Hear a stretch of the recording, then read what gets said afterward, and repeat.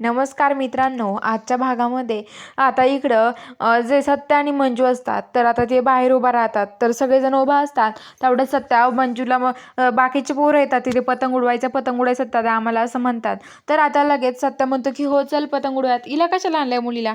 तर आता लगेच म्हणते की मुलीला म्हणजे मंजू म्हणते की तिला पण पतंग उडवायला घ्यायचं.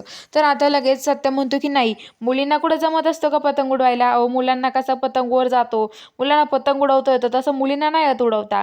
तर आता मंजू म्हणते की अहो मला पण येणार पतंग उडवता, तुम्हाला बघायचं आहे का? तर आता मुलींना पण काय कशात कमी नाही आहे. अहो मुली काय झाल्या तुम्हाला माहिती आहे का? अहो मुली चंद्रावर गेल्यात, चंद्रावरती तर मुली पुढीच आल्यात. तर आता लगेच अमृता म्हणते की हो मग आमची दिदी जिवंत उदाहरण आहे. पोलीस झाली आहे ती, इन्स्पेक्टर झाली, इन्स्पेक्टर विचार करा मग असं म्हणते. आणि आता लगेच अमृता म्हणते की माझी दिदी इन्स्पेक्टर झाली आहे, तिचा मला खूप गर्व आहे. तर आता लगेच सत्या म्हणतो की हो तुलाच नाही आंबरे तर आम्हाला सगळ्यांना तिचा खूप गर्व आहे, खूप चांगली आहे खरंच ती इन्स्पेक्टर झाल्या ना त्यांचा आम्हाला खरंच खूप गर्व आहे हे सगळेजण म्हणतात. पण मुलींना पतंग उडवता आला पाहिजे ना. तर आता बलमा म्हणतो की मुलींना नाही जमू शकत आहे का, मुलींकडून नाही होणार. आता लगेच ते जयदीपला पण खुणवतात, म्हणतात जयदीप तू पण असंच म्हण. जयदीप म्हणतो की हो नाही होणार आहे मुलींकडून का, मुलींना नाही येणार पतंग उडवता असं म्हणत असतो. तर आता इकडं जी सपनी आहे तिला किडनॅप करून मानलेलं असतं तेवढं ते माणसं इकडं पत्ते खेळत बसतात. पत्ते खेळत असताना आता लगेच ती शुद्ध राहायला लागते. तर आता शुद्ध राहायला लागल्यावरती आता लगेच ती माणसं म्हणतात ही महिला शुद्ध रीती आता काय करायचं आपण. तर आता लगेच म्हणतात शुद्ध रीती ही महिला. तर आता लगेच ते म्हणतात की अरे ही शुद्ध राहायला लागली, आता तोंड लवकर बांधा, लवकर तोंड बांधून घेतात. आणि ती म्हणते की ओ मला सोडा इथून, असं काय करताय, तुम्हाला माहित नाही मी कोण आहे, मी लय पोलीस बोलीन बरं का इथे.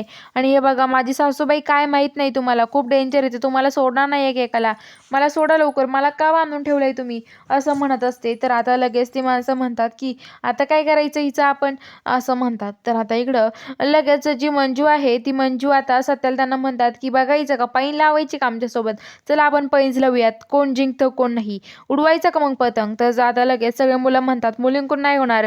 तर आता लगेच एकमेकाला चिडवतात ते सत्या आणि मंजू. आणि आता ते म्हणतात चला पतंग उडवूयात आपण. आणि पतंग उडवायला ते म्हणतात की लगेच जी सवी आहे ती म्हणते की पतंग कुठं उडायचं पण आपण आता. तेवढ्यात आता सत्या हसायला लागतो आणि म्हणतो की बघ बलमा बघ, यांना अजून पतंग कुठं उडवतात हे पण माहिती नाहीये.